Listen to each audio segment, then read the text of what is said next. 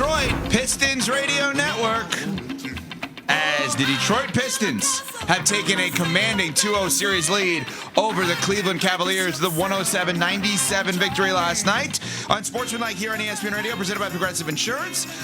Insurance for motorcycles, boats, and RVs for protection on the road and on the water. See how much you could save at 1-800-PROGRESSIVE and Progressive.com. Along with Michelle Smallman, Myron Metcalf in for Chris Canty today. Evan Cohen with you. And what a unique series this is for our show, because I'm looking directly at Cavs fan number one, Rob Lorenzo, our social and digital maven. And all of the audio you hear played today by one Jovante Lawrence, a diehard Pistons fan with a big smile on his face, as his team, in a way, needed 3-1. Needed to be down 3-1. The Detroit Pistons, what a blessing, Smalls, for them to be down 3-1 the way it was. And we'll get to the insanity part of this in a second because it's not them. But Cade goes for 25 and 10 last night. I think Tobias Harris has been great. Jalen Duren, obviously, in terms of the rebounding. Duncan Robinson, Dennis Jenkins off the bench. Like, this team has fire. They have life. They were down in the fourth quarter. Whatever. We're good. Up against the wall. Force them to recalibrate in a different way. Also, in watching this game, I'm like, less than 2 months ago, Cade had a collapse lung. Yeah. Think about it. Less than 2 months ago, we were talking about Cade Cunningham having a collapsed lung. And maybe that was 3-1, by the way. I'm sorry to interrupt, but maybe the ramp up was that time, and that's why they were losing. You know what I'm saying? Because now he's fully healthy. Maybe, but still, it's hard to believe that we were talking about him dealing with something so severe from a health standpoint and wondering how that would not only impact his game, but impact the Pistons moving forward. And then he puts up 25 last night, and they take a 2-0 series lead versus a good Cavs team. Yeah, I mean, teams don't usually bounce back once they're moved into sort of that fraudulent category that the Pistons were in. Top seed, you're not showing up against the Magic. All of the dollars are saying, I told you so.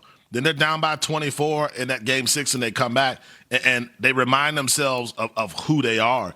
And I think now they're playing some of their best basketball. I mean, this is the team that they were at their peak in the regular season, and they're going to be hard to beat no matter who they face.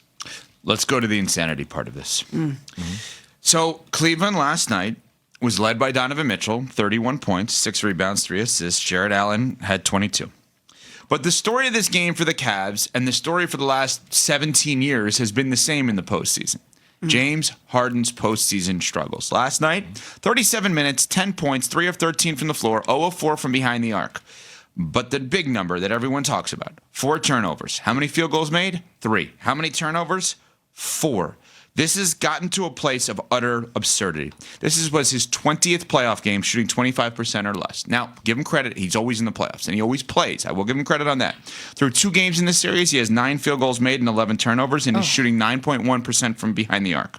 In the fourth quarter, he had 0 points, 0 of 1 field goals, and a -9 in terms of plus-minus. His 30th playoff game in his career, with more turnovers than field goals made. This is the insanity part. I want to be very clear. This is no longer on James Harden. If Kenny Atkinson, the head coach of the Cleveland Cavaliers, continues to play this guy in big moments, you are going to lose. Because the Clippers did it before you, the Sixers did it before them, the Nets did it before them, and the Thunder did it before them. This is now officially on Kenny Atkinson, the head coach of the Cleveland Cavaliers. This is no longer on James Harden. This is a given, Smalls. This is a fact. This is what he is in the postseason. He's unplayable down the stretch. But it's so hard to remove him from the equation because he's so talented. And you want to think at some point that you'll see regular season James Harden be that way in the playoffs. And I know you're shaking your head, but it's hard. You acquire a talent like James Harden and make him part of the equation because you think it's going to help contribute in a meaningful way to you ultimately winning a championship. I don't know what it is.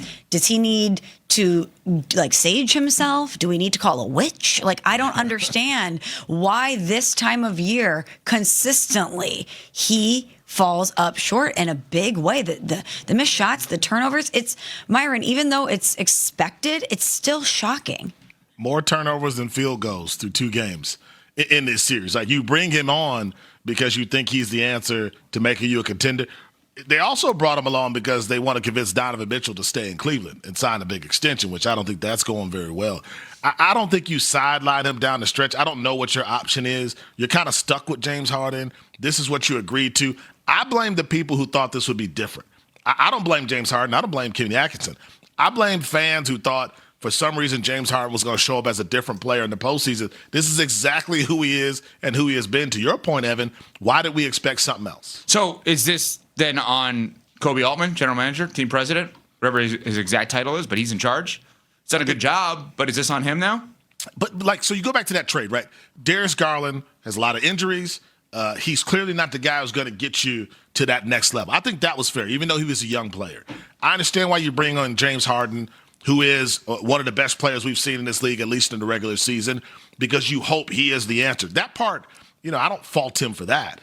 But you also knew what you were going to get in the postseason. James Harden thinks he's the superstar he was 10 years ago, 15 years ago, right? He doesn't know how to adjust in moments like that. He just tries to shoot his way through it, and that, to me, is to the detriment of his team. But that's always been the case for James Harden. You get the James Harden experience when you add him to your roster. But that's not what he did last night. That's the crazy part. Like, historically, you are correct, Myron, right? When you're talking about his Houston days. There was a game in Houston against Golden State where they missed, as a team, not just him, 27 straight three-pointers in a game. And they kept shooting them, okay?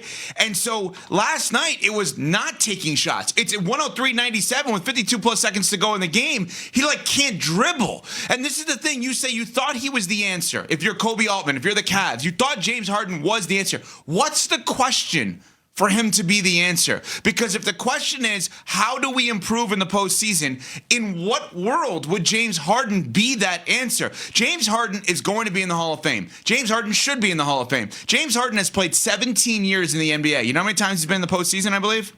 17. You know how unreal that is? You give him all the credit in the world for that. But he has enough of a sample size for you to realize he cannot play in those moments. I don't know what the reason. I don't know if it's mental. I don't know if it's physical. He cannot play in those moments. Evan, you're not gonna sideline James Harden down if you're Cleveland. So then just lose, Myron. Who do they turn to, though? I mean, that's the thing. Who do you turn to? Okay, good. I'm glad you asked that. Okay, you want a closing lineup if you're Cleveland. If you're gonna stay on the court with the two bigs, right, Allen and Mobley, which that in theory should be your advantage. Allen just showed up last night for the first time in this series, by the way. So I mean, it wasn't like he was great. Yeah, but he was great in Game 7 for Cleveland, and. Again, I'm going to destroy our friend Emmett Golden, who we love. So I'm going to... Emmett, Mobley for Giannis. You said you wouldn't do it. Mobley last night, 9 points and 1 rebound as a 6'11" big. Are you kidding me? So you want the closing lineup? Well, that's pretty easy. Dennis Schroeder and Max Strus are not afraid of the moment. So there's two guys. I would much rather, late in the game... I'd much rather Dennis Schroeder in the postseason than James Harden. I'd much rather Max Strus in the postseason than James Harden. Neither of those two players are anywhere close to the kind of player that James Harden is. Let's not get that twisted. This is not the career. This is not the ability, Smalls. This is, Myron asked the question, in that moment, because you can't present the problem without the solution. Problem, Harden, solution, either one of those two guys. Sure, but that's still a really difficult decision to remove a talent like James Harden from the equation in a consequential moment, even if you have the data points, because there's going to be somebody who's like, you know what, he's due. For 17 years? He's due for 17 years. But there's somebody that is going to say, I know how talented he is, and that I believe in him, that he's going to be able to overcome the moment. And the data is there, but I'm just telling you, there's going to be somebody that is weirdly too nervous to not have him in that situation, even though time and time again he hasn't delivered in that situation. I mean, if you play Max Strus and Dennis Schroeder in the fourth quarter, right, you start that as your lineup, Evan. Kenny Atkinson should call his realtor before he starts the fourth quarter and say, put my house on the market. Because to me, people are going to call for your firing no matter what. If James Harden isn't in the game, people are going to say, what are you doing? James Harden is going to be still your best way to win. Why would anyone say, what are you doing, Myron, when he stinks in those moments? Because the two guys you mentioned haven't shown up 17 years, or they haven't been these clutch players that you described. And they've had moments. I still think James Harden is your best option, even though he plays poorly in these moments. I don't think this is what you're stuck with. The highs and lows of James Harden, that is the experience, unfortunately. but I don't think you just bench him in the fourth quarter and pretend he doesn't exist. I don't think that's a winning play either. Is there any other athlete that you can think of that so consistently, for lack of a better term, has the yips in the playoffs? Never got out. Historically. A-Rod had it, then got out of it. Yeah, that never got out of it. Manning had it, got out of it. Because this is what I'm saying. I think so many people Sergio? just assume he's at some point going to figure it out and break out of this, even though it's been almost 2 decades. Yeah, I don't assume that at this point anymore, honestly. Yeah, I don't know. But they do because he's out there. I mean, Connor McDavid gets to the Cup Finals, so you can't really say they just don't win. But I mean, it's ridiculous. Like, I'm just curious if we're witnessing something that is pretty singular in sports without it ever changing. Yes, that's what I'm saying. Yeah, and right now it hasn't changed, and I don't know that anyone's picking the Cavs to come back in this series. And if they do, if you do think the Cavs can come back in the series, you would do so because you believe in Donovan Mitchell, or for whatever reason you don't believe in the Detroit Pistons. Not because you're going to sit there and say, you know what Harden's going to do? He's going to carry them for the next 4 games out of 5. No one every game at home, though. I guess they've been good at home. I mean, they haven't won a game on the road in the playoffs. Yeah, that's a problem when you don't have home court advantage. Yeah. Coming up. Smalls, you may be able to sleep better starting Monday. You know why? Your nightmare could be over. We'll get to that next. We're on Sportsmanlike, presented by Progressive Insurance. Hey, this is Rich.